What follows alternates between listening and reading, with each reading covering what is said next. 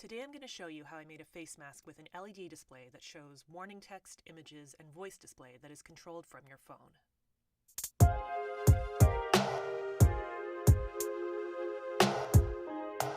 How are you guys all doing? I'm going to say it's been a tough few weeks with everything that's been going on in the world. It's been really hard to be motivated to do the types of projects that I normally do because it seems pretty trivial at times like these, and nobody is really thinking about going out in light-up costumes at the moment. I was out running errands yesterday and wearing a medical mask. This is a mask that one of my suppliers in China sent me for free with some materials for my panel dress project, which was really kind of them and just shows you how people come together from all around the world and support each other right now. I'm grateful to have a few of these masks, but the style wasn't really matching, and a few commenters mentioned that they expected me to make something that lights up, and of course I got the idea for this project. Now, as a disclaimer, this mask is more of a novelty mask for fun. It's obviously not the most efficient way to breathe through electronics, so this isn't necessarily something you'd be wearing out for a long time.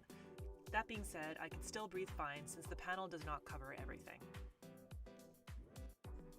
The LED panel I used here is some new tech that I talked about in an earlier video that I'm also using for some of my other fashion tech designs, and I also have them available for sale for your DIY projects. The link to get it is below, and for this project it's reusable so you can repurpose it for other projects later. I started with a COVID mask pattern from Sugardale. A friend sent me this link and it's a really nice pattern that she's made available for free. I'll link to it below, so go check it out. I essentially followed the pattern to a T with a few differences. One difference is that I use stretchy straps, and the other is that the fabric you need for this project is specific. I used one layer of solid cotton fabric and a second layer of semi-sheer fabric. Having the sheer fabric is essential to let the LEDs shine through. These ones are quite bright, so a lot of different fabrics will work, but it needs to have a little bit of transparency. As I mentioned, she has a great tutorial on her site that I followed. Essentially, you fold the fabric in half, sew in darts for your chin and nose, and then stitch everything together. Normally, I would use a serger and do a little bit better job on the detail and the quality, but I was going a bit fast as this one was more of a proof of concept.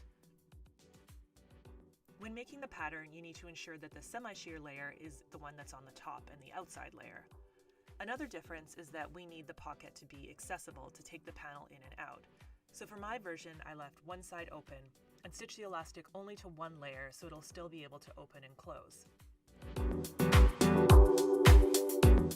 I used a safety pin to pin the battery in and the edge of the panel, which worked quite nicely and held everything in.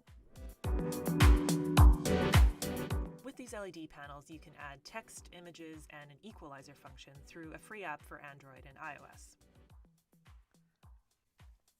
I originally had the idea of doing warning messages like stay away, 6 feet away, and then I drew this weird little mouth thing thinking that it might be funny, and I was right, it was pretty hilarious.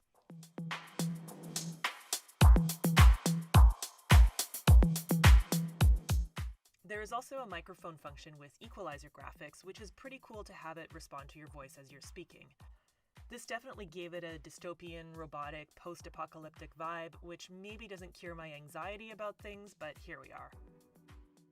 That's really all there is to it, and you could use a variety of mask patterns so long as you make sure that you have a semi-sheer material on top and you leave a pocket open to be able to insert and remove the panel. This project took me about 30 minutes total. I also started sewing a lot of normal non-tech masks and distributing them, which is making me feel a bit more productive and motivated and like I can make a little bit of a difference, a lot more than I was feeling earlier. Let me know if you end up trying this or if you come up with any other ideas for tech-enabled masks. And if you have any ideas for drawings or text that I should try out on my own mask, let me know. And stay safe, everyone.